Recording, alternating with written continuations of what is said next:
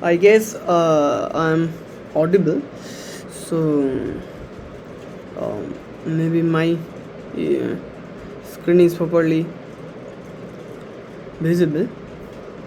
So in that note, so let's start today's tutorial. So today we are going to solve the previous year assignment questions which had been given in the previous year same course. So let me take the first question which we will solve. It is question 1. So let's do that. So let's solve the question 1. So in the question 1, it is asked that what does the parameter A denote in the van der Waals equations? Okay, so then first let's write the van der Waals gas equations. So which is P plus A. So let me see what it is. P plus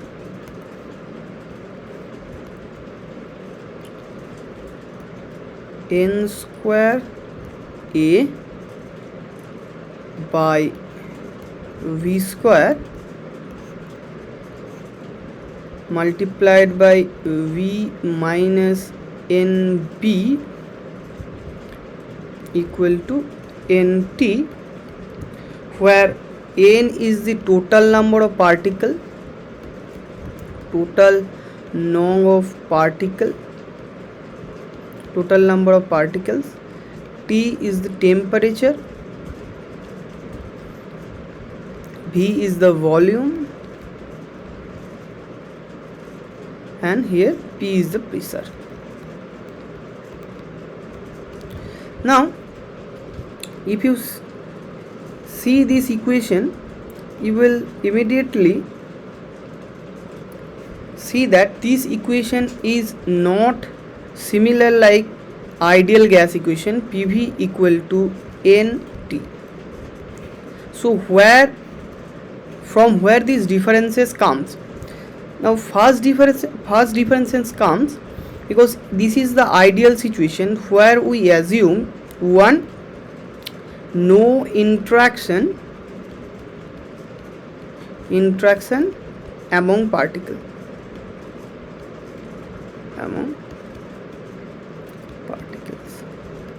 But one important thing is one should note that here the no interaction means there are no attractive or repulsive force acting in these particles, but the particles actually collides, as we discussed in the previous tutorial, that to be a ideal gas or any type of gas whose have some pressure, it should collide, means there will be no state of equation if the particle does not collide, means the no interaction is there, but for ideal gas also the two particles collide, the reaction of collision is also there. So this point should be noted there.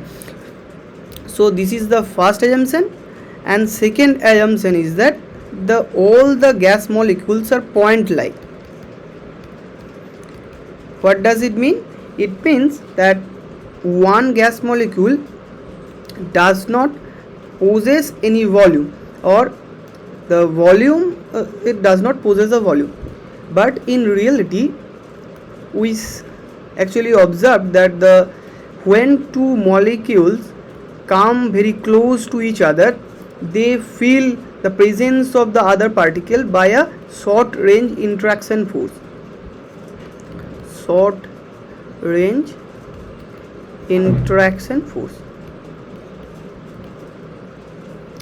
And these particles possess some volume, some amount of volume. volume. So if in the simplest way you include these two things in the gas equation, your equation of state will look like van der Waals gas equations, look like this equation.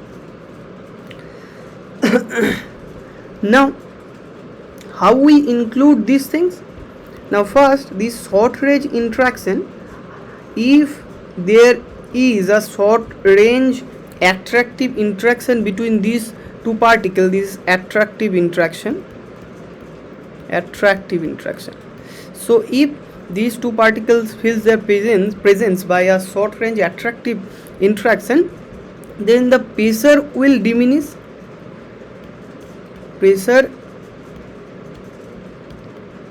diminishes by some amount, and due to they have some volume, the single gas molecule has some volume, that means the volume left with which in which this particle will wander will be less than the volume of this total box. And if a single particle, suppose the single particle possesses a volume B, so what will be the volume the total n number of molecules will take? That will be simply n into B. That means the available volume in the box in which this molecule will be roaming around is V minus NB. Now you can see that the volume, we modified the volume, that is the volume is decreased by some number. So this NB is basically is denoted the volume of each gas molecule. Now what about the pressure? And since it feels attractive pressure, that means it feels some attractive force inward, that means the pressure it will exert on these walls of this box will be less by some amount. So that means here P from this ideal gas equation, if you from this ideal gas equation you write P equal to NT by this volume P minus B, and the pressure, as we discussed, because of this short range attractive force, the pressure will be less by some amount, and that amount is N square A by V. So that means this factor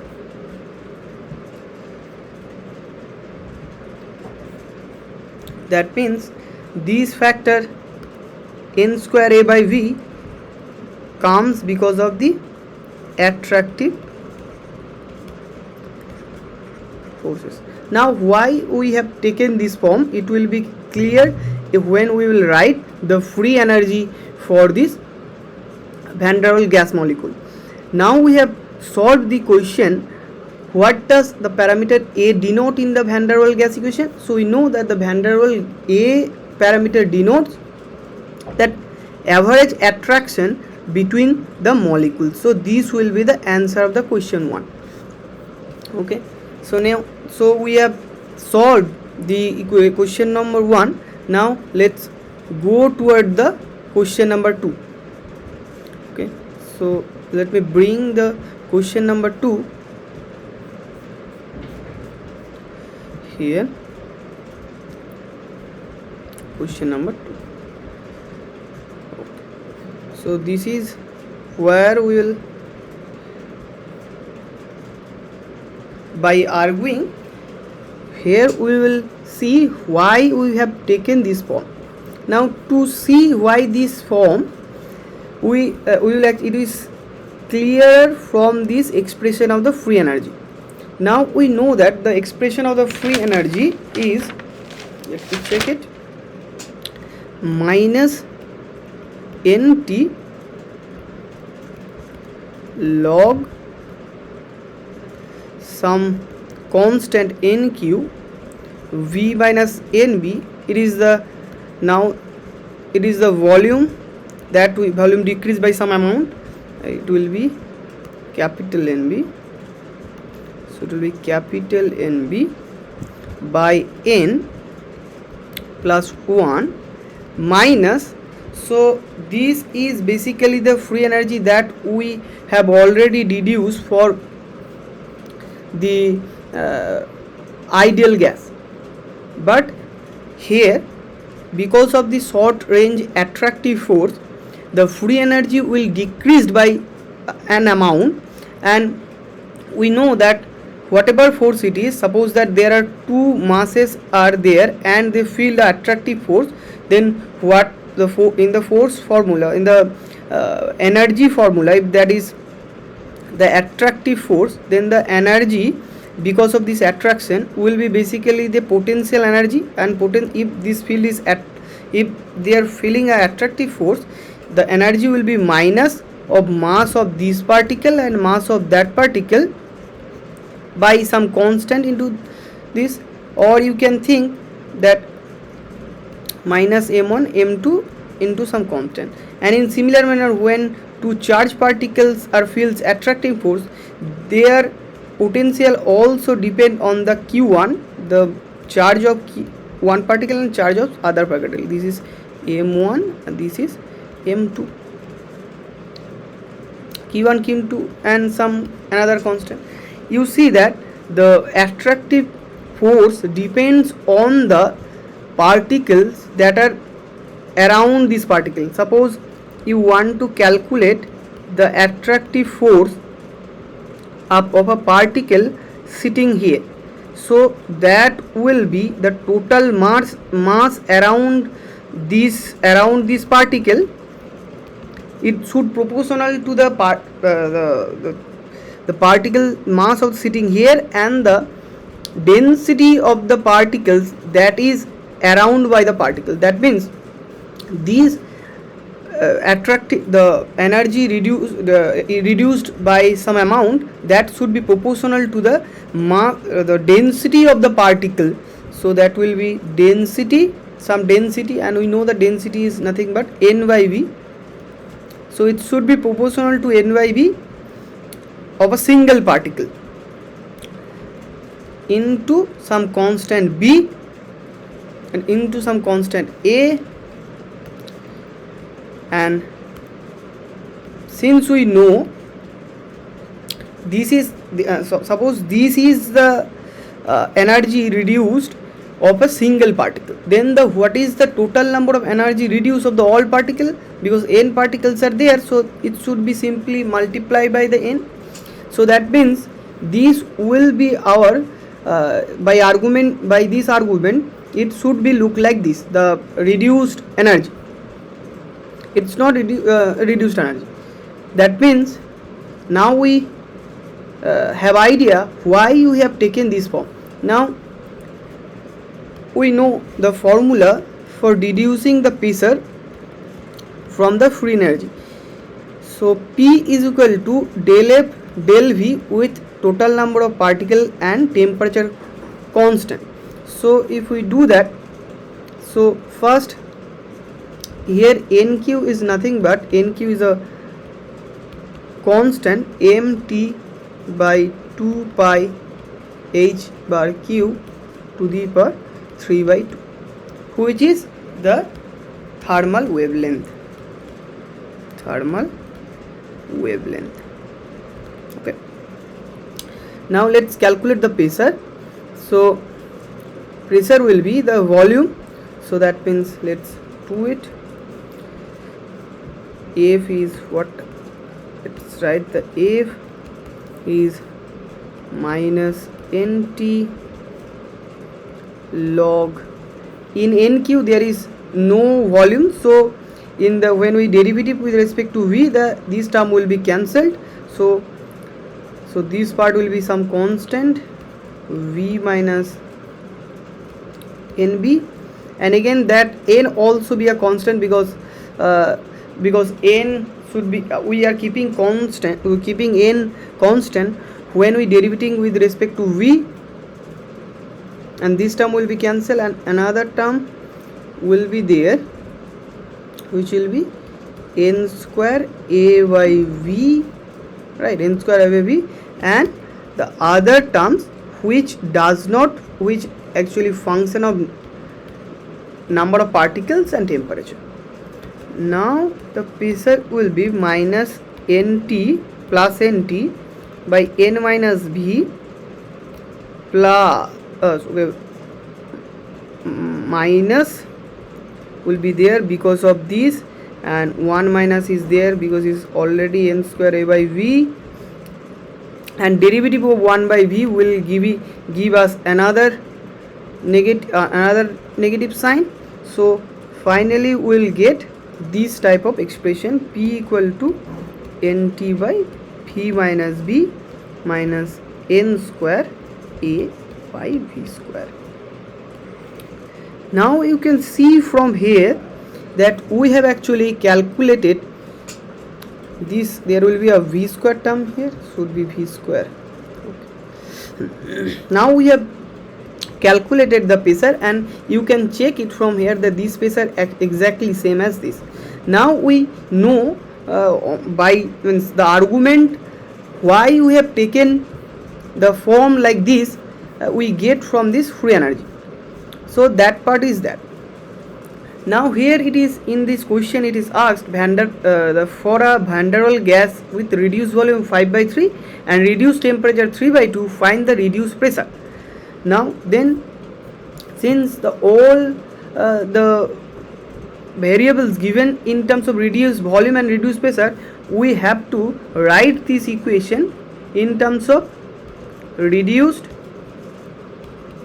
volume, reduced pressure and reduced temperature.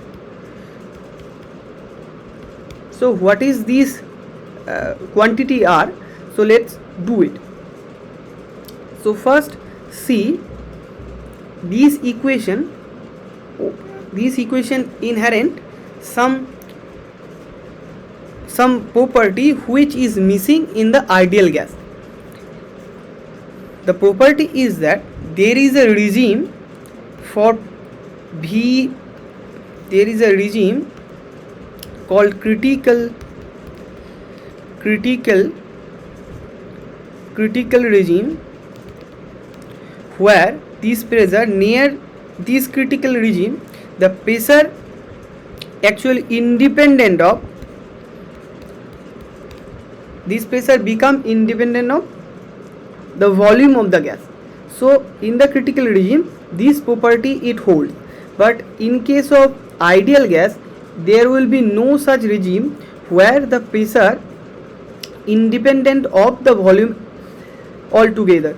So this actually implies that in this critical regime, that means del P del V should be 0 and del 2P del 2V2 should also 0.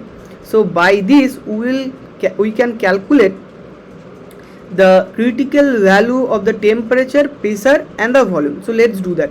So first do that the del P del V. So if we del P del V, del V of P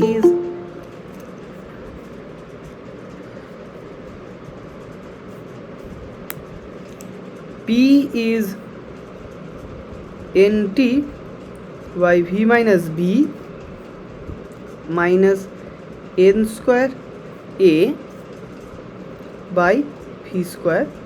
This should 0.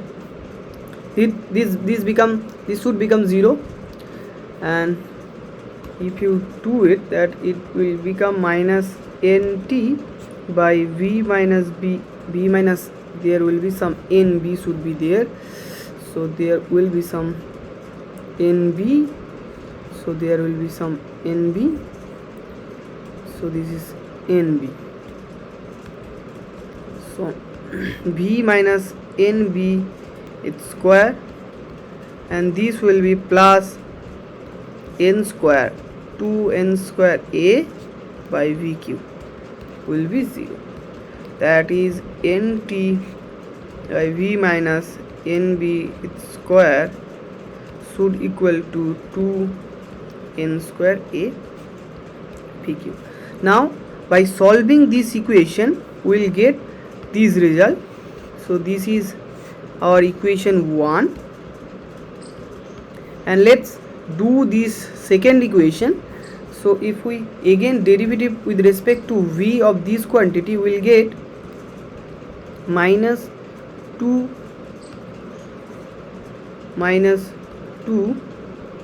nt by V minus nb its cube.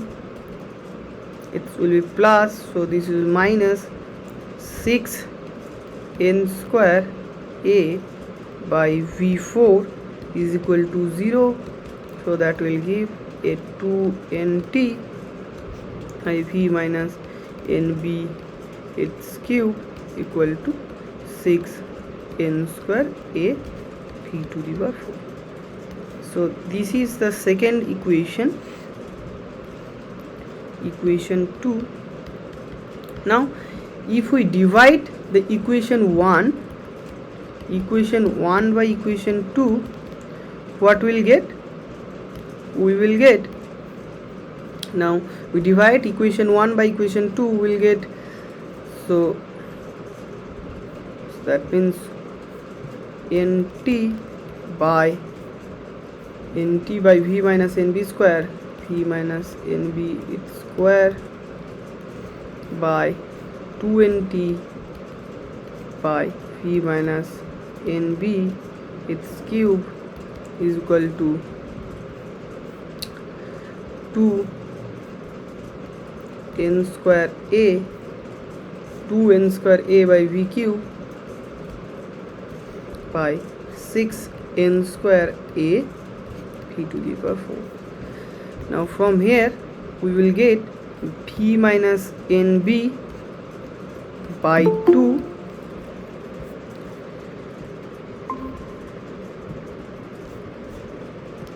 so V minus nb by 2 is equal to, this will be V by 3, right? So V by 3. Now if you massage this equation, you will get 3 minus V, 3nb is equal to 2V, so that means V equal to 3nb. So that means the critical volume of this gas will be 3nb. This will be the critical volume.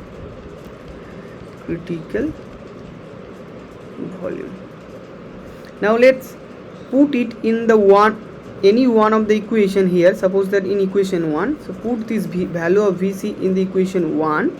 So if we put the value, sorry, our equation is nt by V minus nb square, Vc is 3nb, that means 2nb its square is equal to 2n square A, 2n square A by VQ means 9, VQ means 27 NQP. Now these and these will cancelled, and these cancelled, and these cancel, and it will become 2. So T will become 8A, these n square cancelled, b square also cancelled, so it will become 8A by 27. Let me check it. 8A by 27. This, there is a B is sitting here, so 8 1 T is okay 1. Okay, this is NQ, BQ is there, so b square cancel, so it will be B there. So the TC should be 8A by 27P. So this is the critical temperature,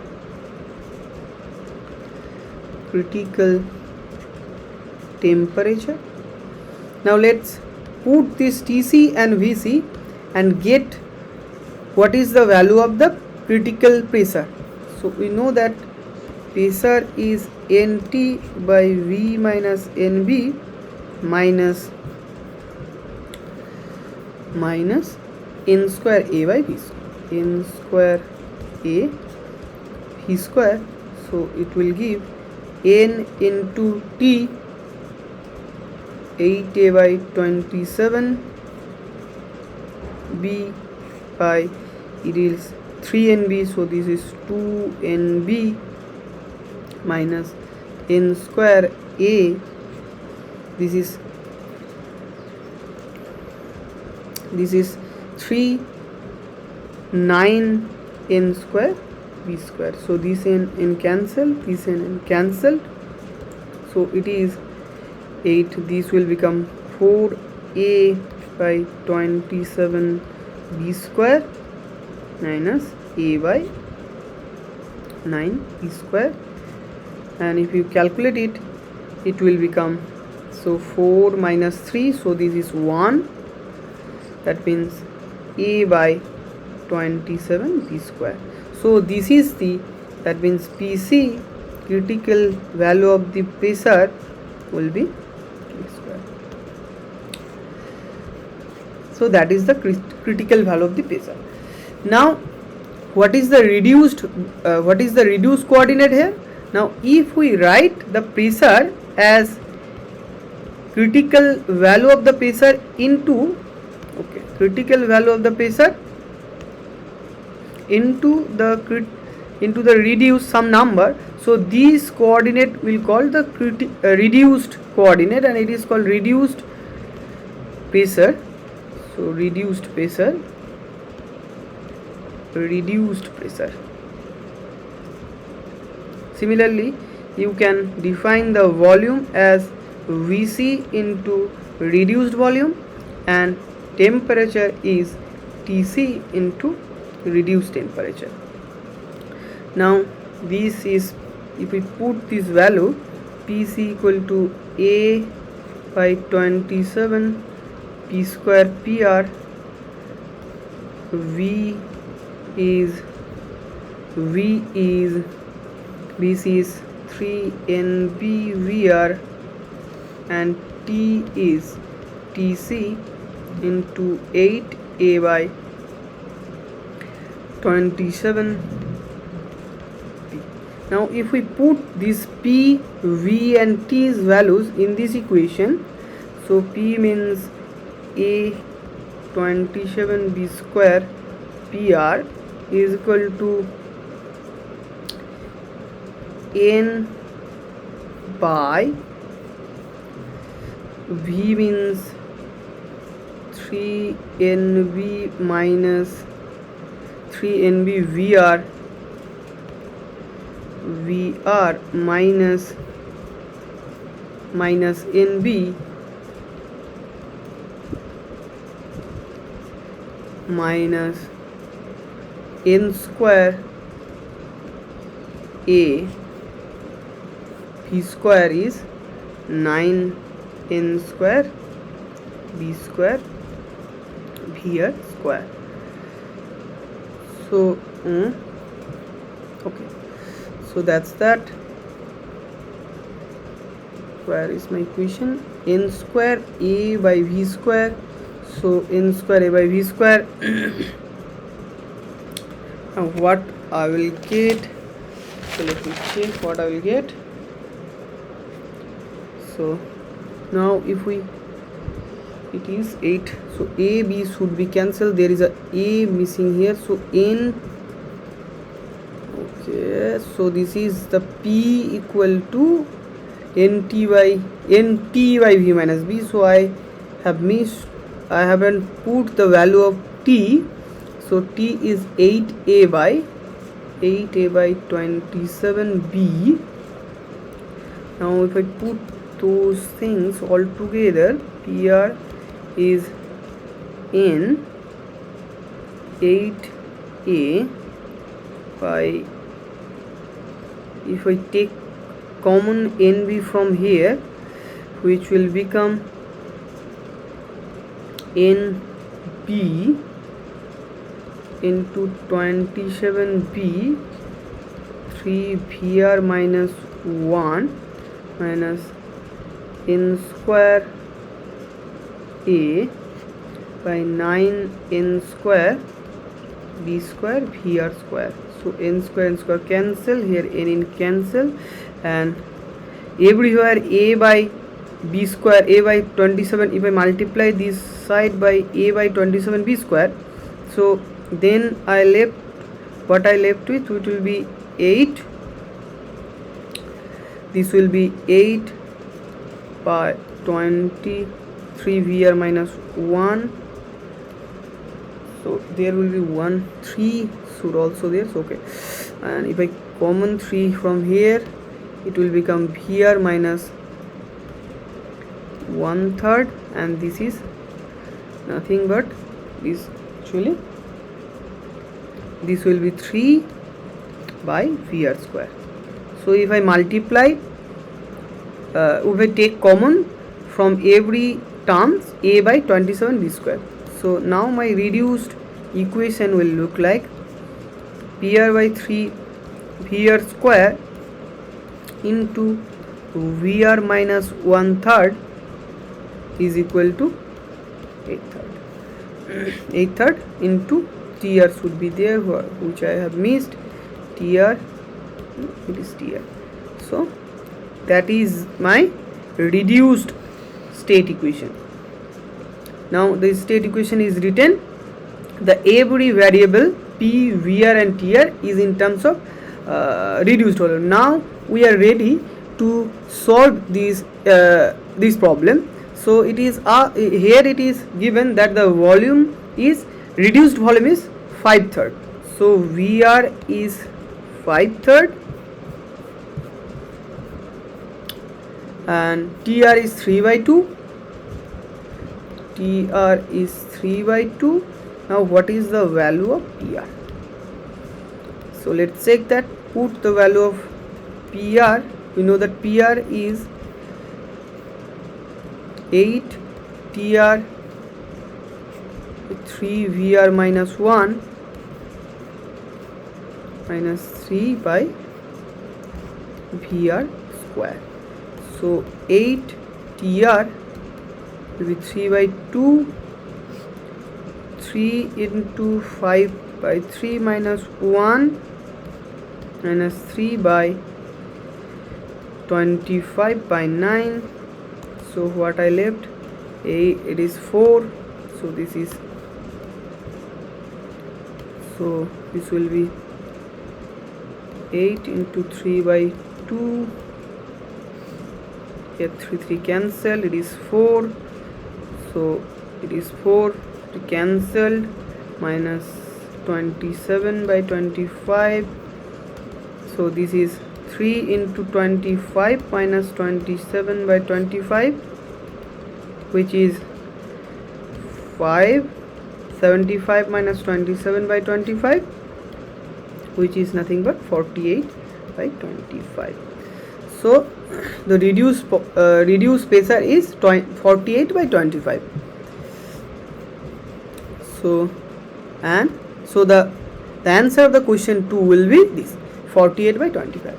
Now we have solved the question number 2. Now let's go toward the question number 3. Question number 3. Question number 3. Let me insert the question number 3. Question number 3. Okay. This is again a question from the van der Waals gas. Now this the relation which I want to derive here, so it is basically very important. So here it is asked to consider a substance with SL by SHU 3/2, VL by VG is 3/5, then which of the following statement is true, right? The pressure increases with an increase in temperature. So we need basically a relation between an pressure and temperature, and how the pressure and temperature depends with this quantity SL, SG, VL, VG we need to calculate we have to know the form of the del t in a function of SL, SG, VL, VG. Now what these quantity are signifies here? These quantity signifies this is the entropy of the liquid phase.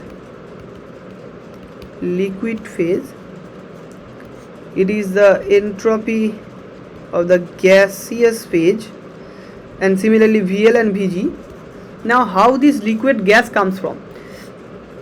In the case of ideal gas, where there is only gaseous phase are possible, no liquid phase was possible in the model of ideal gas. But since in the case of van der Waals gas, there is a possibility of occurrence of liquid phase as well with this gaseous phase. If you draw the pressure versus volume curve, it will look like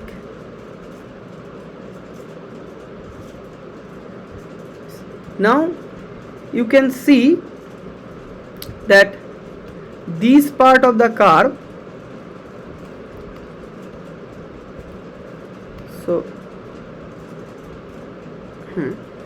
this part of the gas, when the gas is in this regime, you can see if you change the pressure, suppose you change the pressure from here to here, suppose then that means here to here, and you can see the change in volume is very less. That means the change in this here, the change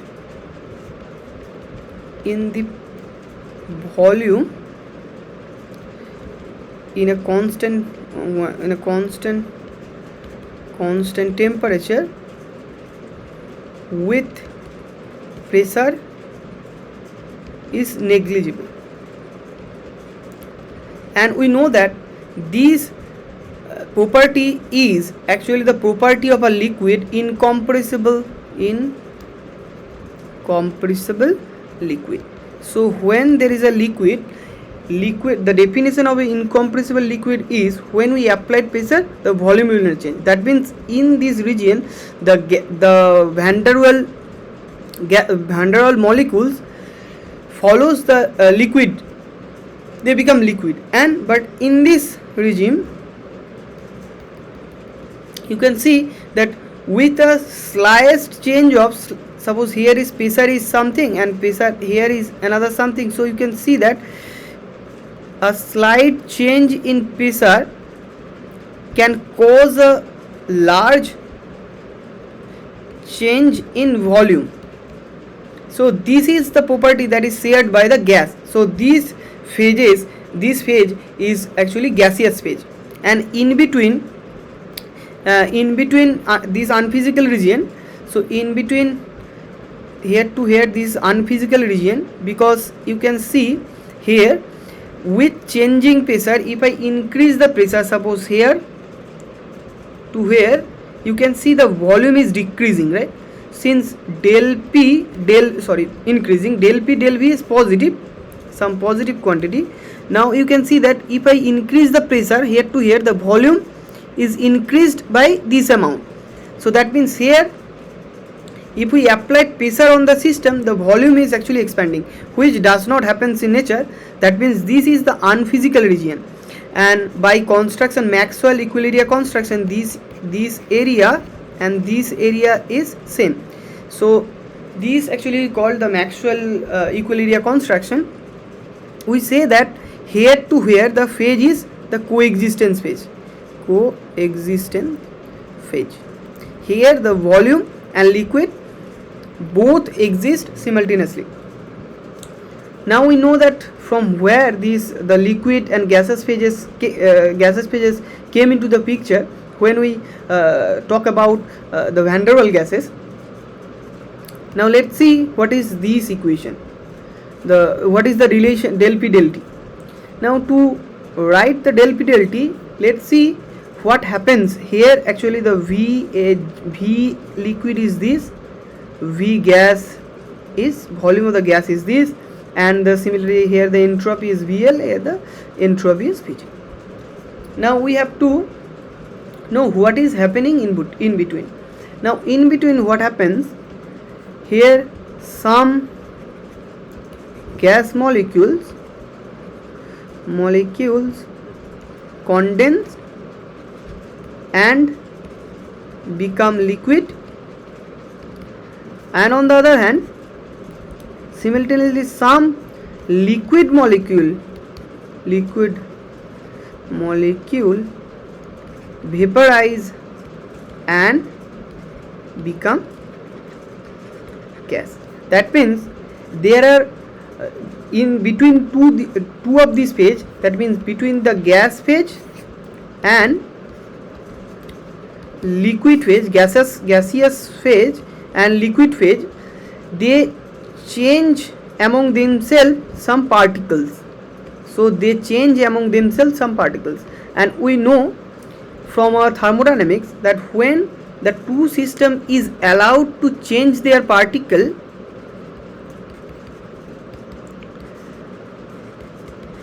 up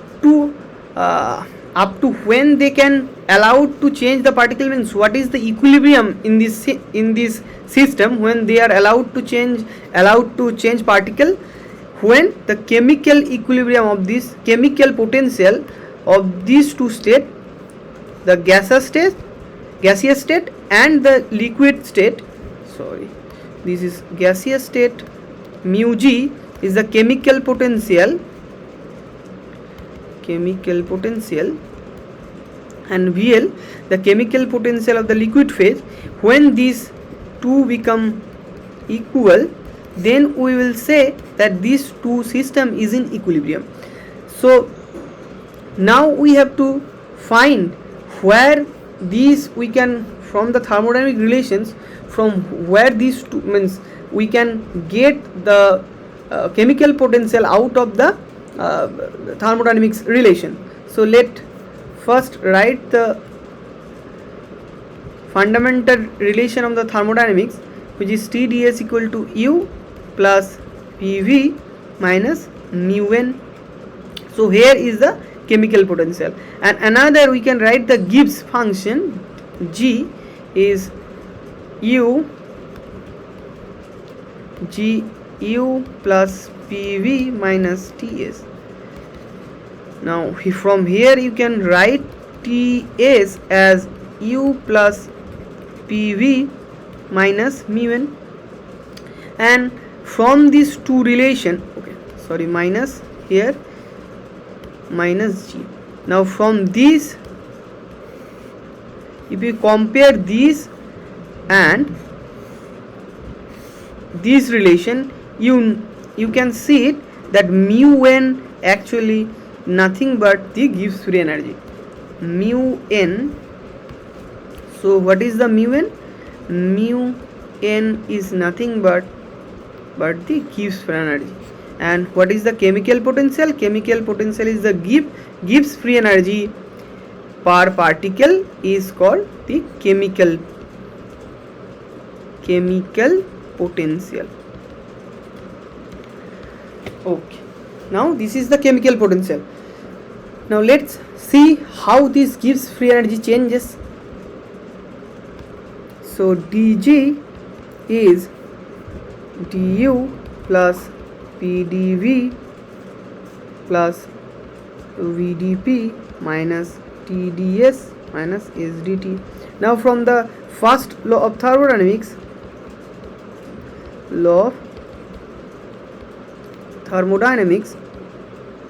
we know that TdS equal to du plus PV minus mu dn.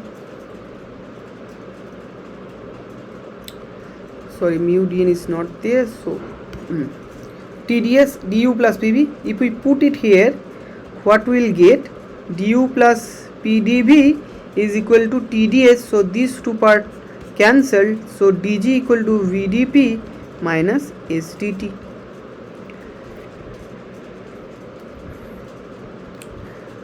So that's here I have not added the minus mu dn part, because we know that here the pressure is not changing, volume is changing, but here the chemical potential also changes in the two phases. So that's why in this first law of thermodynamics, because it says about the equilibrium, it says the laws of equilibrium,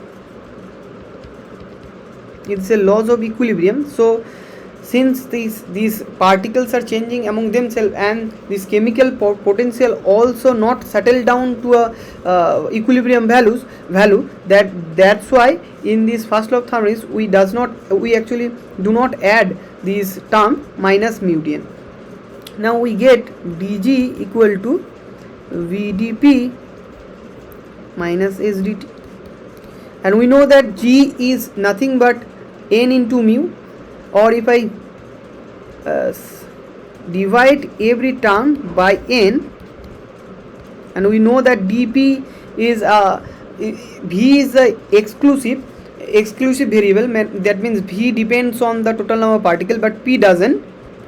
Similarly h also exclusive variable which depends on the total number of particles but t doesn't. That means we can rewrite this as small g small v dp minus small s dt. Now since we know that mu equal to z by n, that means d mu equal to d mu equal to dg, this is nothing but small z, so that means d mu is equal to vdp minus s dt. And as we are saying that when these two when those two phases came to equilibrium, when the d mu L will become d mu g, right? As we discussed previously that when the two systems are allowed to exchange particles between themselves, when these two systems are called they are in equilibrium, when their chemical potential is same, that means d mu L equal to d mu g. Now if we write that d mu L is equal to vl dp minus sl dt equal to vg dp minus sg dt. Now from here vl minus vg dp is equal to sl minus sg, this is dp dt. That means dp dt or dp dt, or maybe you can write it del, okay, it's maybe dp dt dp dt is equal to sl minus sg vl minus vg. So since I have derived it in some slopey manner, so this means if I derive it, if my derivation is which I derive this relation with some cosine, then this derivative should come as the partial derivative del t. So del t. So that's all, that's the thing. So but we can say something about the system, because now we know that how the pressure is actually changing with temperature if we know the value of SL VL. Now here it is given that SL by SG is equal to 3 by 2 SL by SG equal to 3 by 2 and VL by VG equal to 3 by 5. VL by VG is equal to 3 by 5. That means SL is equal to 3 by 2 SG and VL is equal to 3 by 5 VG. Now if we put it here, so value of SL is 3 by 2 SG, 3 by 2 SG minus SG, and here VL is 3 by 5 VG minus VG. What I will get? SG 3 by 2 minus 1 will be half, and Vg, what will be 3 by 5 minus 1 will be minus 2 by 5. That means Sg by Vg. This Sg, entropy and the volume cannot be negative, so this will become minus 5 by 2. So this term, the Sg by Vg, Sg always greater than 0, Vg is also always greater than 0. That means dp dt should be negative, because minus 5 by 2 is there, so that means dp dt is negative. So if my SL by S, the ratio of SL by Sg is 3 by 2 and VL by Vg is 3 by 5, then we can say that if I increase the pressure, the temperature will decrease, or otherwise if I increase the temperature, pressure will decrease. So that means the pressure increases with an increase the temperature. If it happens, then dp dt should be greater than 0, which is not the case, so this is not our answer. But pressure decreases with increase in temperature, so that means if it happens, then that means dp dt should be less than 0, and it is the case because we get the dp dt equal to minus 5 by 2 Sg by Vg. So that tells us that this is the correct answer. That means in this type of system, the pressure decreases with increase in temperature. So that's that. That means we have solved the question number 3. Now let's move toward the question number 4. Sorry.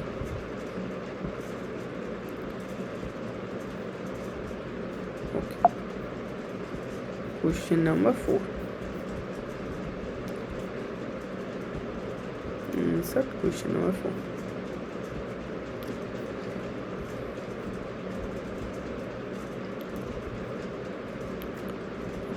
Question number 4. Now in question number 4 it is asked, what is the pressure of the van der Waals gas at the critical point, which we have already derived. So what is the pressure? Critical pressure. So let's check. Pressure is Pc equal to A by 27 B square. So what is the A by 27 B square? So this is the answer of this question 4. So this is the correct answer of this question 4, which we have already derived in question 2. Now let's move toward the question number move toward the question number 5. So this is the question number 5. So question number 5. So let's do it. Question number 5. Okay. Now since in the class the many things are have not been done in the class, in means when in the class some part are not there, so I will do those parts. So here to before to solve this equation, I will deduce the Hamiltonian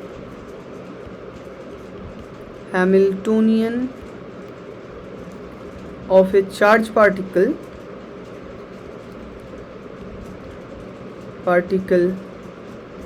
moving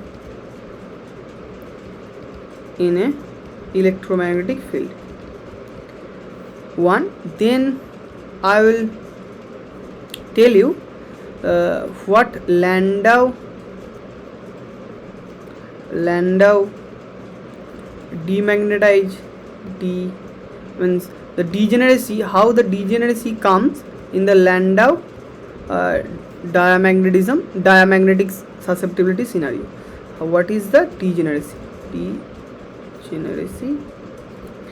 What is the source of the degeneracy in the Landau diamagnetic susceptibility when we will go to from the classical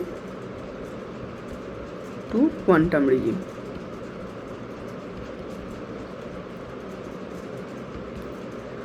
Okay, so these two things will do, then it is very simple to solve this question.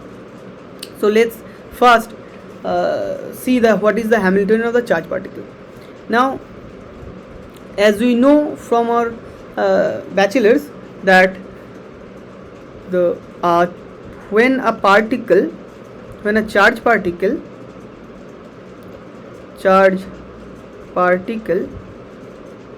moves in a magnetic field B, the magnetic field acted on this particle does not change its velocity's magnitude. So velocity's magnitude should be same as previous. If we just switch off the magnetic field, the magnitude of the velocity will remain same. But what does change? The magnetic field. Magnetic field will change the direction of the velocity of the charge particle.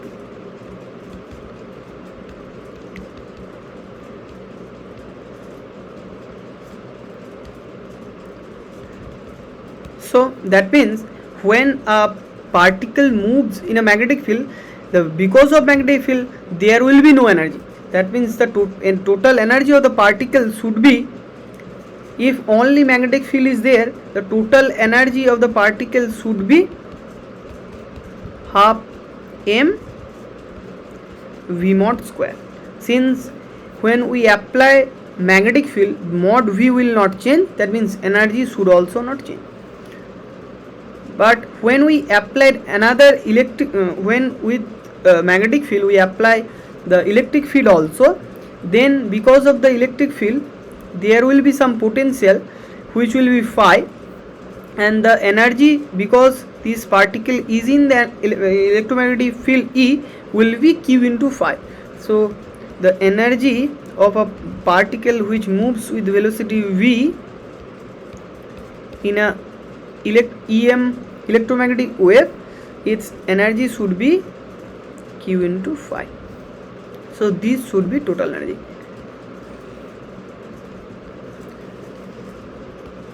Now we know that we can always write some Lagrangian to describe the equation of the motion. Now where we can always write a Lagrangian which will describe the equation of motion of this charge particle. So first see what is the equation of motion of the charge particle. The equation of the motion will be m v dot should be q v cross b. This is the magnetic field plus q into electric field. So this is because of magnetic force.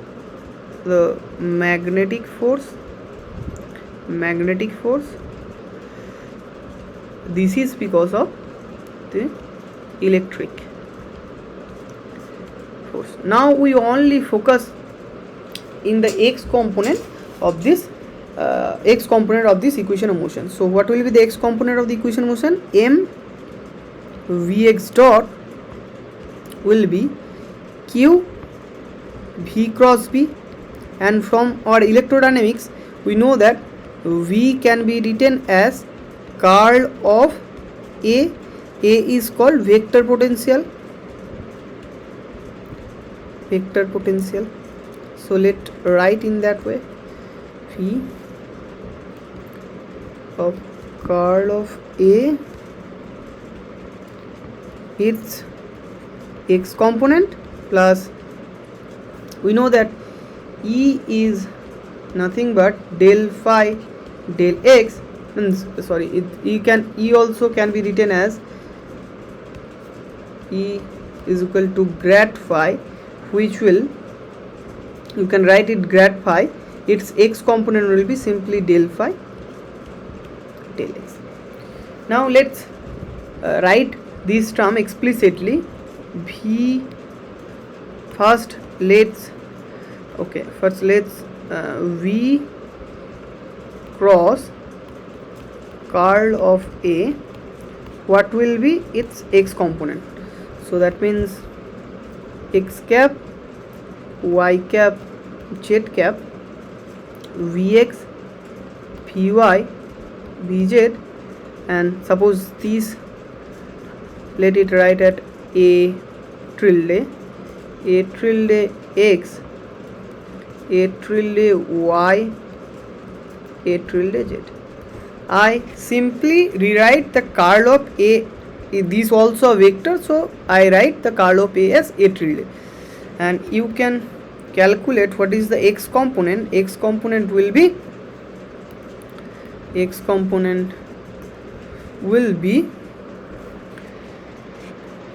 vy a tilde z minus vz ay tilde. Okay, so this will be the x component. Now let's what is the az component? We also need the az component and ay component. So write the, what is the, I will calculate what is the z component and y component. Let's do it. So that means x cap, y cap, z cap, del x, del y, del z, ax, ay, az. What will be the its z component? Z component will be z cap, del x ay minus del y ax. What is y component? Y component will be del z ax minus del x az. Now put it here, we'll get the x component of v cross curl of a, its x component will be vy into a tilde z, its z component. Z component means del x, del y minus del y ax, and minus vz a y, its y component, which is del z ax minus del x az. Now put it back here. So if I put it back here, we'll get mvx dot is equal to mvx dot is equal to, there will be some q is there, so q vy del x ay minus q vy del y ax minus vz del z ax minus plus, so q should be also there, q del x az and multiplied by vz plus q del phi del x. Now mvx dot, take this part together, minus vy del y ax minus q vz del z az, so minus q vy del y ax minus vz del z ax. Now I add one term which will be vx del x ax. Now you can see why I am adding this term, because I want to write this term, because we know that some a dot will be if a is a function of x y z, then a dot we can write as x dot del a del x plus y dot del a, suppose ax del a del y by z dot del az ax del z. Now you see that x dot is nothing but Vx, y dot is Vy, and z dot is Vz. So we can write Ax dot, but what term is missing? Vx del Ax del Ax del x Ax. It's not there in this expression, so we actually add this term and simultaneously we subtract. Okay, add this term, and here also we'll add. So another, what term is left? The left term is q by common take on v y del x ay plus q vz del x a z. Now since I have subtract this term here, so we have to add this term q vx del x ax plus q del phi del x. Now we can write it as m vx dot is equal to q. This will be, as we are discussing, this will be nothing but minus del minus d dt of d dt of ax, and plus this will be q del x phi plus, since x this will be derivative with respect to x, that means Vy, since Vy does not depend on the position x, that means we can take it inside, that means we can write it as del x, everywhere del x there. So Vy dot Vy ay Vz az Vx ax, that means ax Vx plus ay Vy plus az Vz. Okay, now we can take this part m Vx dot plus q ax dot is equal to q into del x phi plus a dot v.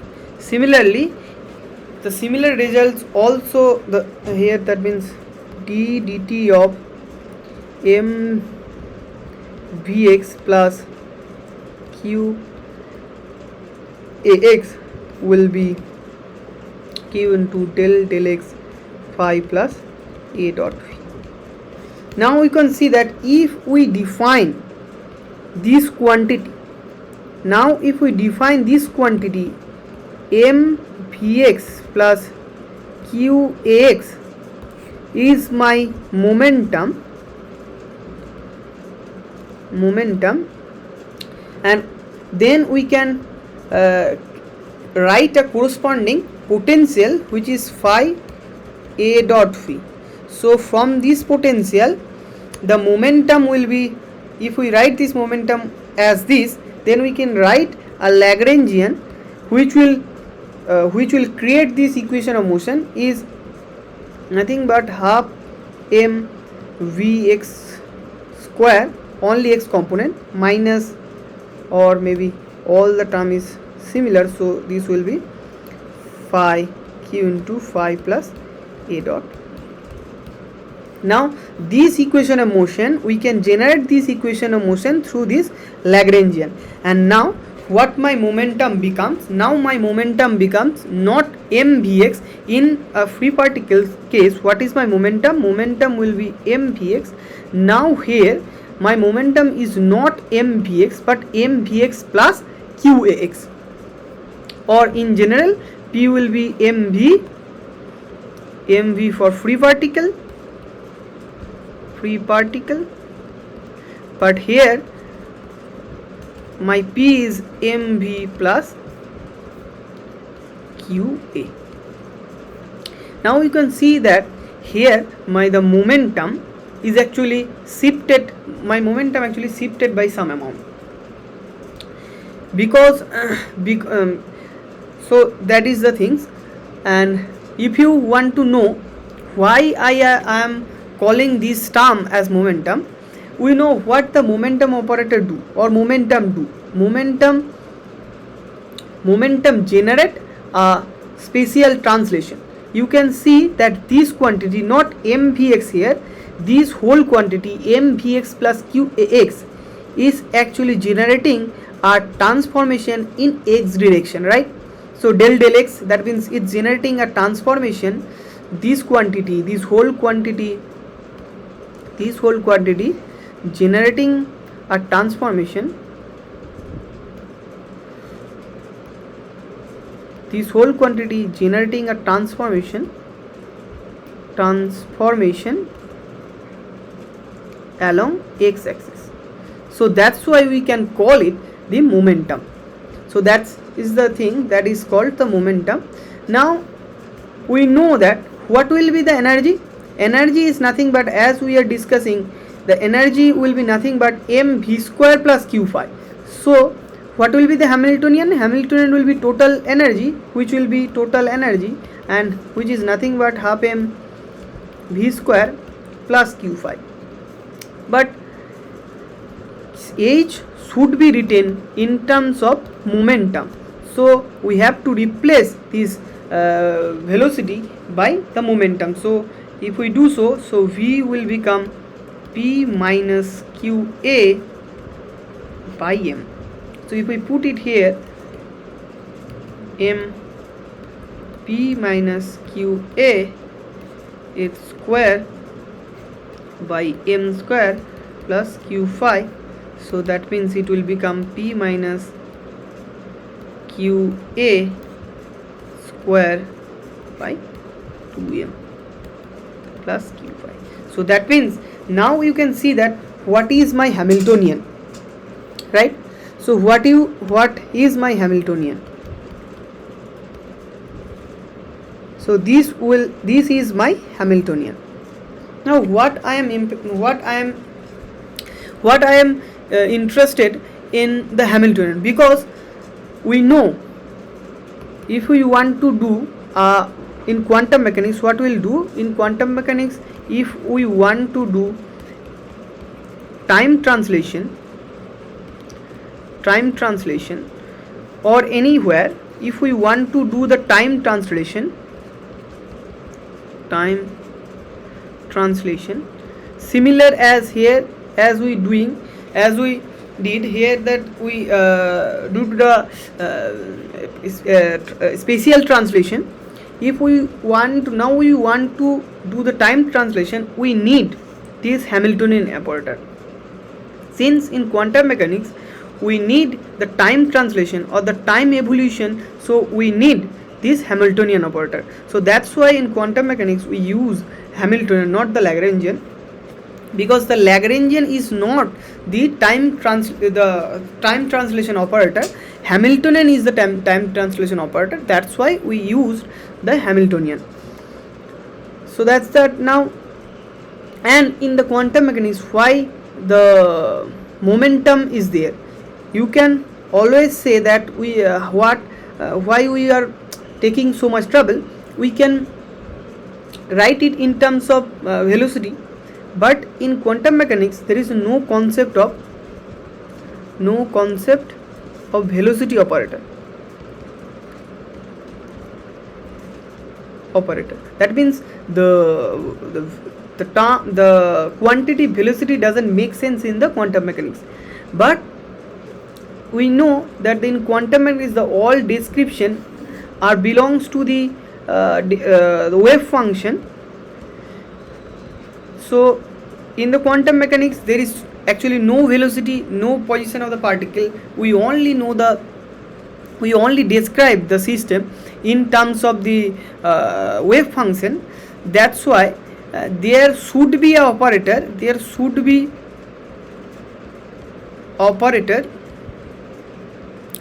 Which will cause the time the spatial translation. That means if we operate by some operator,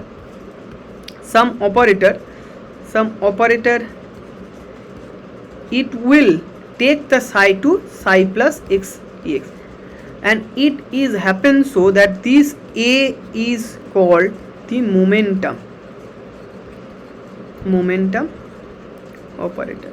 So the momentum operator comes through the spatial, when we need the spatial translation, when we need the operation of spatial transformation, we need the momentum operator p, but we don't know how what is the velocity of the particle and how the velocity will come into the picture.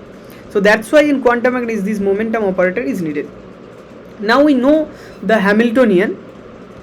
So now we know the Hamiltonian of a particle which is moving in an electromagnetic wave. So first part we have done, the Hamiltonian of a charged particle in moving field, which is basically nothing, h p minus q a is square by 2m plus q into phi.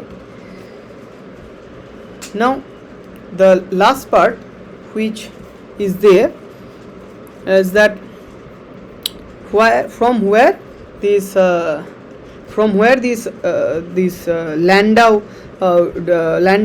diamagnetism came, right? So diamagnetism, so this part we have done. So diamagnetism is diamagnetism. What does it mean? It means if you applied magnetic field in a moving charge,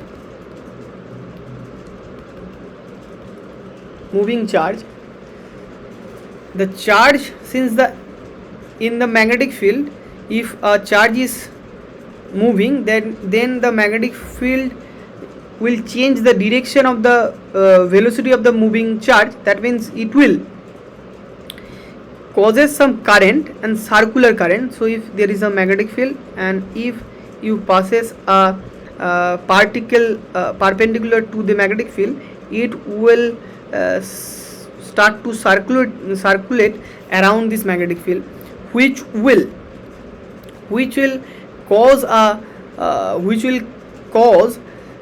create a magnetic moment.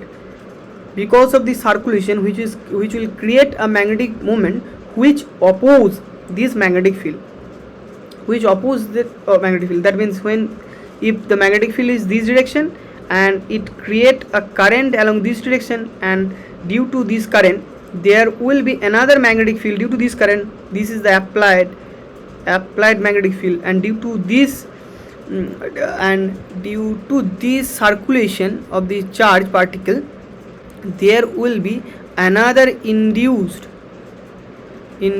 magnetic field in the opposite direction. That means this charged particle, when I applied the magnetic field, the charged particle actually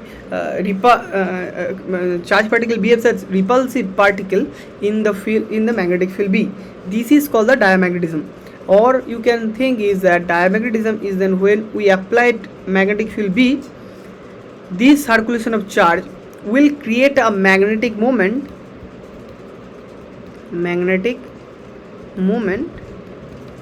which will be in the opposite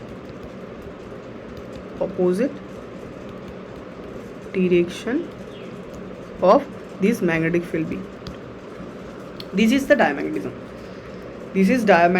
Now let's see what the Landau diamagnetism is. So here there will be a charged particle moving in a magnetic field. There will be no electromagnetic field, so that means phi is 0. So P minus QA by 2m it's square. Now suppose that we are applying a magnetic field B along z direction, right? Along z direction.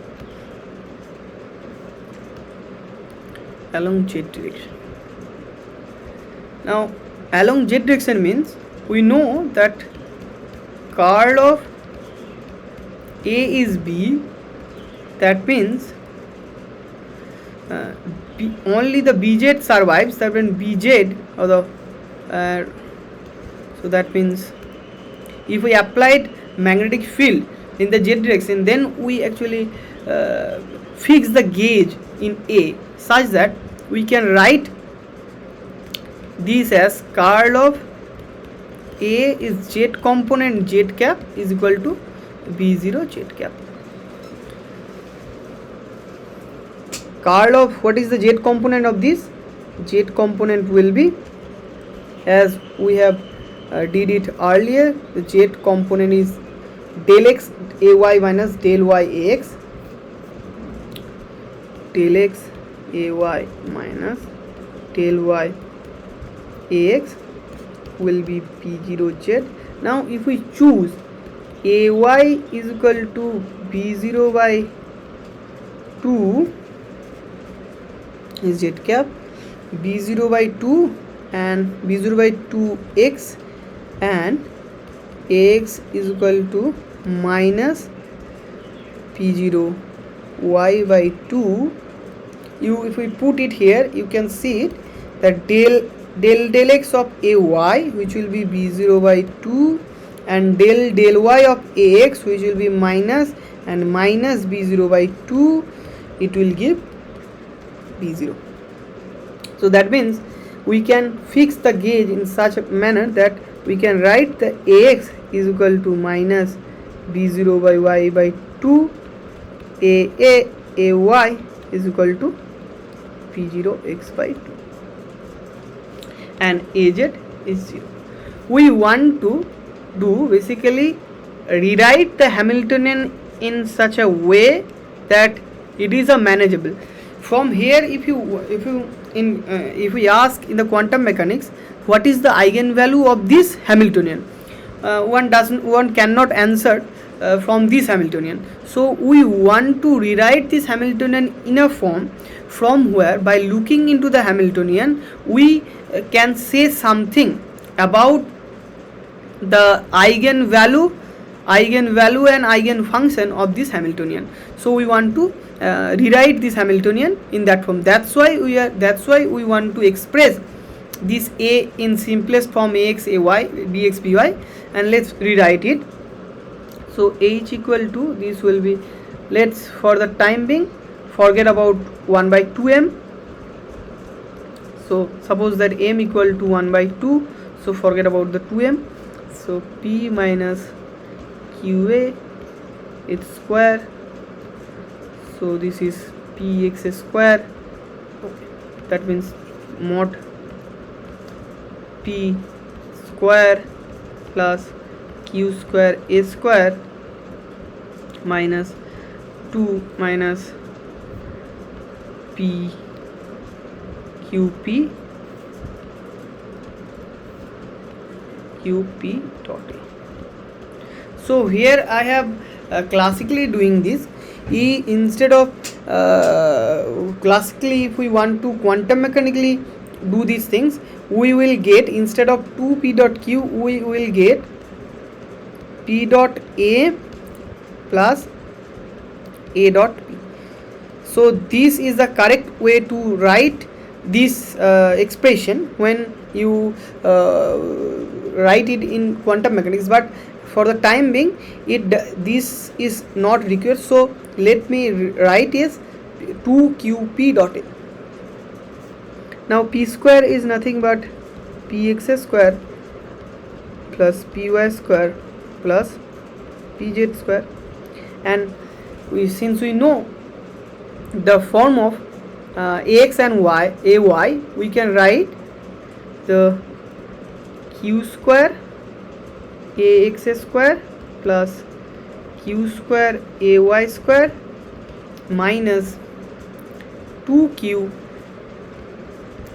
p dot a, that means px ax minus 2q py ay and pz az, and since az is 0, that means that term will not contribute. We choose a gauge in a way that that term is cancelled out. So that's that. Now we can write that p x square plus ay is b0 x by 2, that means q square b0 square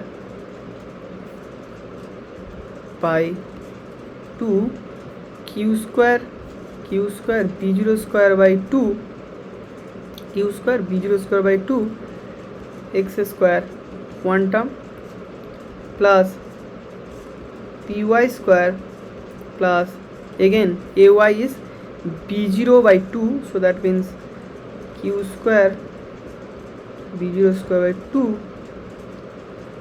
y square minus 2q px. What will be the value of ax? X minus b0y by 2, so plus b0y by 2, so 2 cancelled, minus 2q py. Ay is b0x by 2, b0x by 2, so 2 cancelled, so what, px square plus py square plus half q square p0 square x square plus y square. This is the first term, and the second there is another term which I have left, pz square, so there will be these two terms plus q p0 px y minus pyx pz square. Now to further proceed, let me since this is the nothing but the okay, let take these two things pxy and pyx. If I take it back inside this x, suppose that we can write it in a manner, since px, y and py is nothing but the angular momentum, so we know what is the angular momentum. Angular momentum L is equal to r cross p, so basically it is the z component of the negative of the z component, which will be z component is px py minus y px, so this is basically negative component of Lz,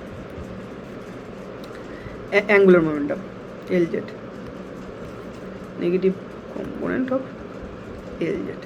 And for a moving particle, the angular momentum is for moving particle angular momentum is conserved, not here conserved because the magnetic field is there, so here the moving particle the angular momentum is not conserved, but when there is no torque is applying in the moving particle, there the angular momentum is conserved. But we can always do that, we can absorb this pyx in x and pxy in y, such that if we redefine our origin and write it like this, x is this and y is y minus y0 square, we can absorb these two terms in x and y, and we can rewrite this as px square py square plus half q p0 square x minus x0 its square plus y minus y0 square plus pz square. Now our origin shift to x0 comma y0. Now you can see that from here, what is this x minus x0 and y minus y0? It's basically nothing but the radius of the circle. And what is the px square py square? Px square and py square nothing but the r dot square. That means this is r dot square plus half q b0 square r square plus pz square. Now we have rewrite our Hamiltonian in a manageable form. From here we can see that it has two parts. One part is simple harmonic oscillator. Since in simple harmonic oscillator, okay, it's not the r dot square, it actually pr square.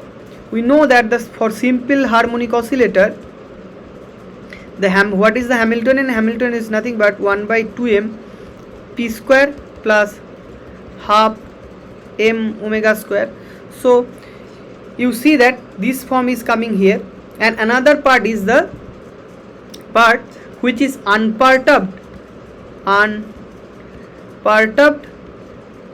by the magnetic field. That means in this direction the particle will after the applying magnetic field also, particle will behave as a free particle. Now looking into this Hamiltonian, we can say something about what can be its eigenvalue. So what can be its eigenstate? So its eigenstate will be look like some function which will be dependent on psi r, and other function which is minus I kz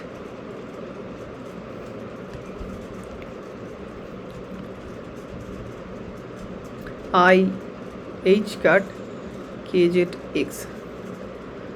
Okay, I kx, sorry, it will be minus I kz z. We know that the free particle moving along z direction with momentum pz, what will be its eigenfunction look like? Its eigenfunction will look like e to the power minus I kz z. So by looking into this form of the Hamiltonian, we can say that its eigenfunction should look like psi r into e to the power minus chi z, because it's along the z direction, it will it will behave like a free particle, and along the xy direction it will look like a simple harmonic motion. So that's that. And since it is along this, since if we put this form, we will get that this higher wave function similar as simple harmonic oscillator, SHO. And if it behave like a simple harmonic oscillator, then we know that what will be the energy.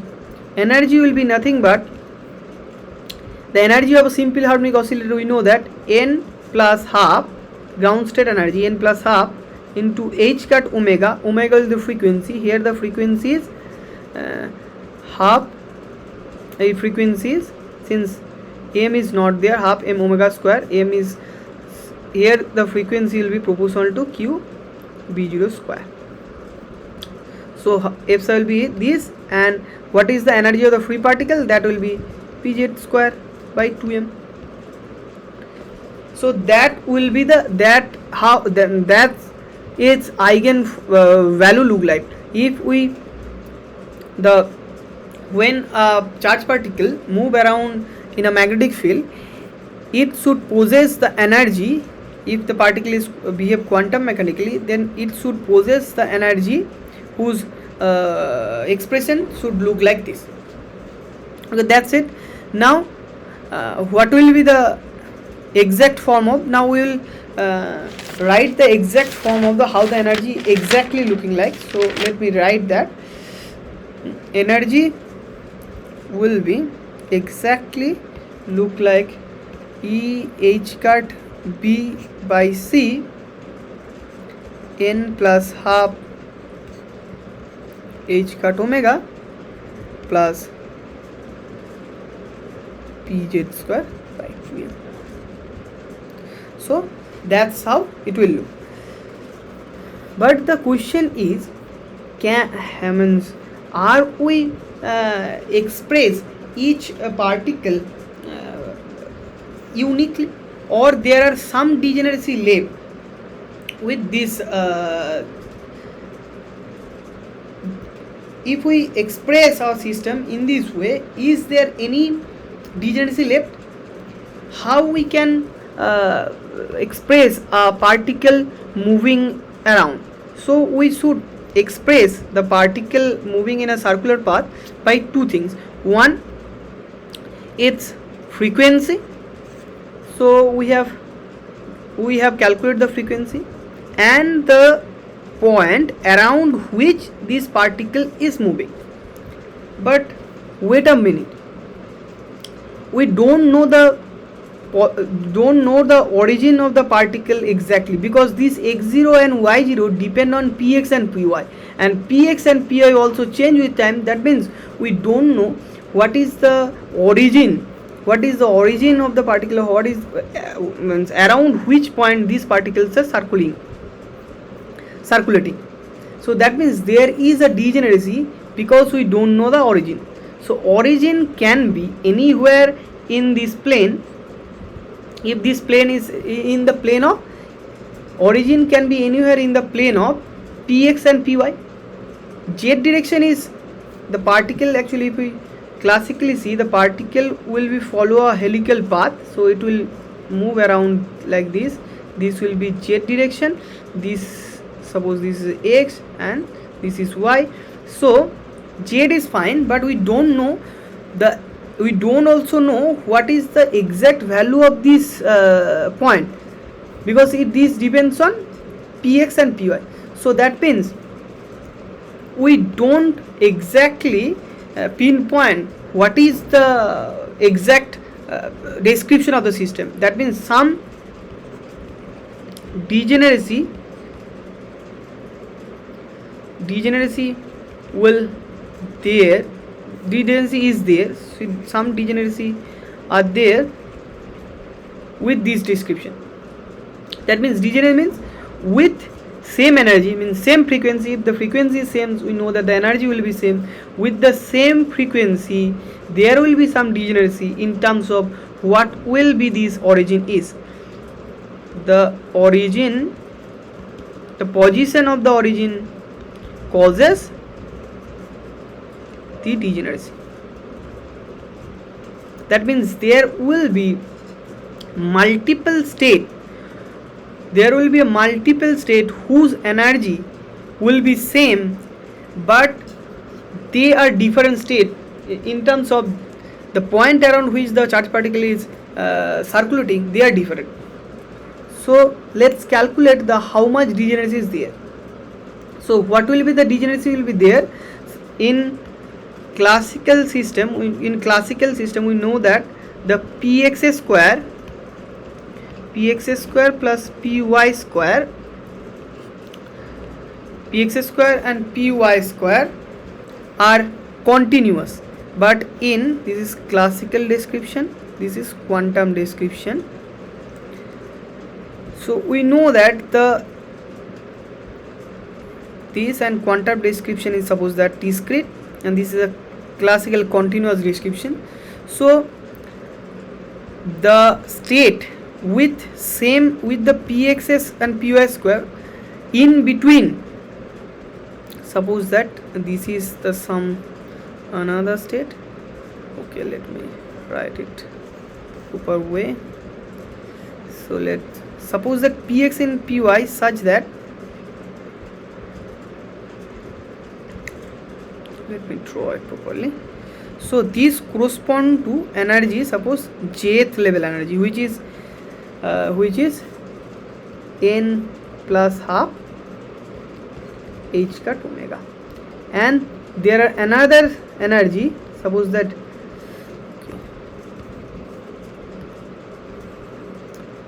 so suppose this is the jth energy, this is the j plus 1th energy. In between there is no energy, but in the classical regime there is a lot of px py whose, if I calculate the energy, it will remain in between energy n plus half to n not n plus half, j plus half. So j state energy j plus half to j plus 1 half h cut omega. So what about the energy what about the states in the classical regime whose energy is in between these two energy? So they all collapse to a single state at J. That means these all the states, classical state, collapses to a single energy state in quantum mechanics whose energy corresponds to J plus half. That means the total number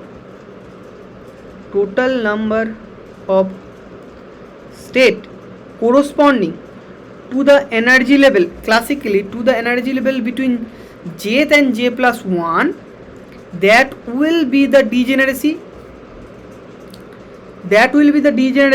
of the origin. So let's calculate that what will be the state that is collapsing at j.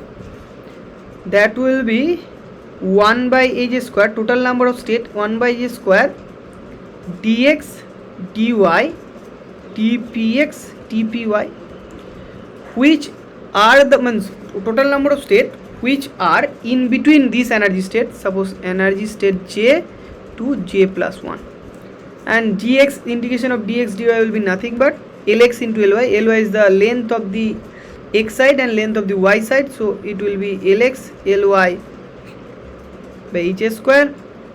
What I have left with fj, f sub j to f sub j plus 1, dpx dpy. Again, these dpx and dpy will be the, since this px square by 2m plus py square by 2m, classically it equal to some energy E. That means px square py square 2me. So that means px and py will remain, px square will remain in the boundary of this circle, and the area inside the circle is pi r square. And what will be the dpx dpy means area between f sub j, radius f sub j, and radius f sub j and radius f sub j plus 1, that is pi r j plus 1 square minus pi r square j, and these r j plus 1 square is nothing but, since x square plus y square equal to r square, that means rj square equal to 2m ej plus 1, and rj square will be 2m ej. That means this will be lx ly by h square into, this will be pi, and f sub j is h cut omega, take common, so f sub j plus 1 will be j plus 1 plus half minus rj square minus rj, so rj is 2 f sub j, so that will be another 2m is there, so f sub j means j plus j minus half. So if I cancel, this is cancelled, so what I am left with lx ly by h square into 2m pi h cut omega. So this is the norm of degeneracy that is there. This is the norm of degeneracy, total number of degeneracy is there, and this degeneracy comes because this total number of states collapses to a single energy state. But since this energy state, all energy state poses some different value of px py, and if I put that different value of px py, since I absorb xy in the origin, this px and py we absorb in the origin, that means this origin will shift, that will cause the degeneracy in also class quantum picture also. So this is the amount of degeneracy. So write it. What is the omega? We know that the value of omega is, let me check it. So what is the value of omega. Omega is EB by MC. So if I put that thing there, so what we will get, the total number of degeneracy, suppose total number of degeneracy is equal to Lx Ly. So 1h will cancel, so 1h, pi will cancel. What I left with, m, h will be there, no, h, m, h will be downside into what is the value of EP by MC, m will be cancelled, so Lx Ly into B E by HC, right? So B Lx Ly E by HC. So you can see that the amount of degeneracy is not depend on, is not depend on the energy eigenvalue, because it does not came because of the energy eigenvalue, it does not, it's actually it comes because of this, we have to fix the origin, and we, since we have fixed the origin by using px and py, and in case if the same px and same py give us the same energy, if suppose there are lot of px py which gives us the same energy, but in other cases those px py doesn't matter, because those px py does not gives any description, but here to describe the system we need the origin or need the point around which the charged particle is moving.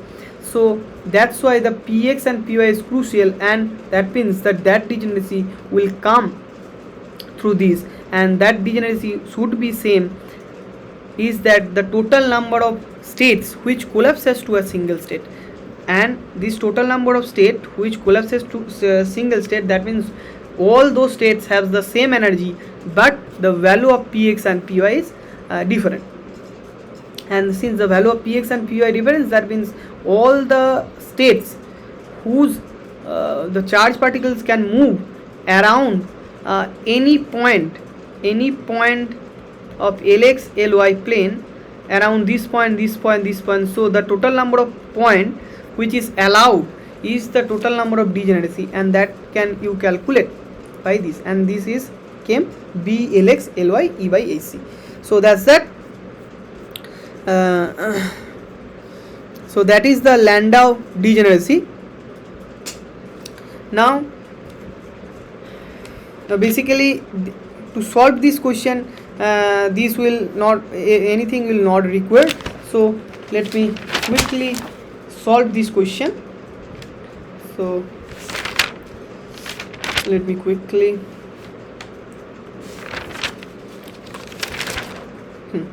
so we know that the free energy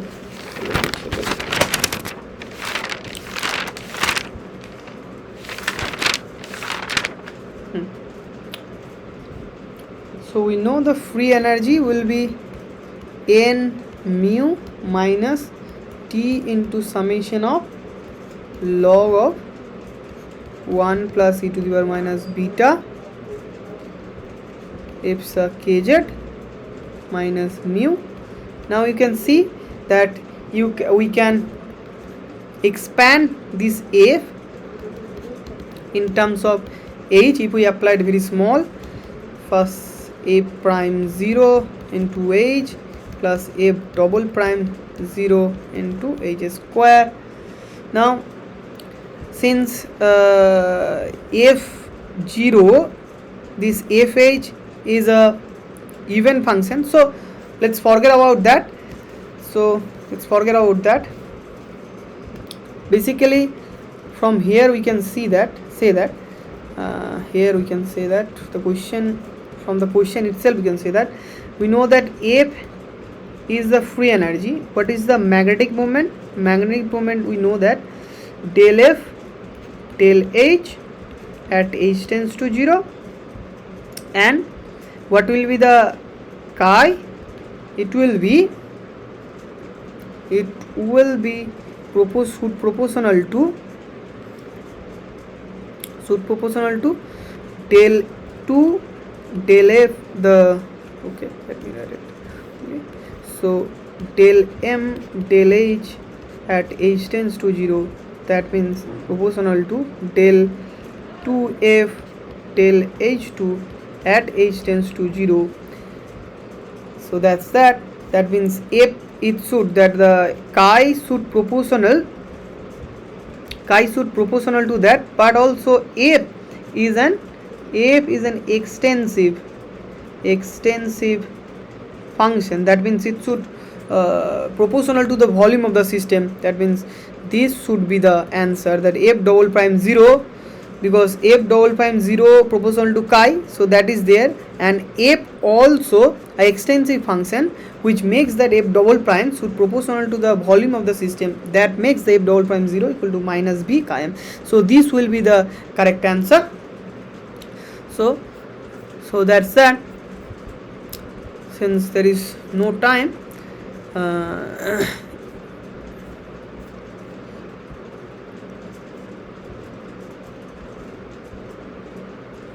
okay, so since there is no time left, we will solve the question number 5, 6 and 7 in the next class. So question number 6 and 7 left with us, so we will solve the question number 6 and 7 in the next classes. So let's end this session here. That's that. So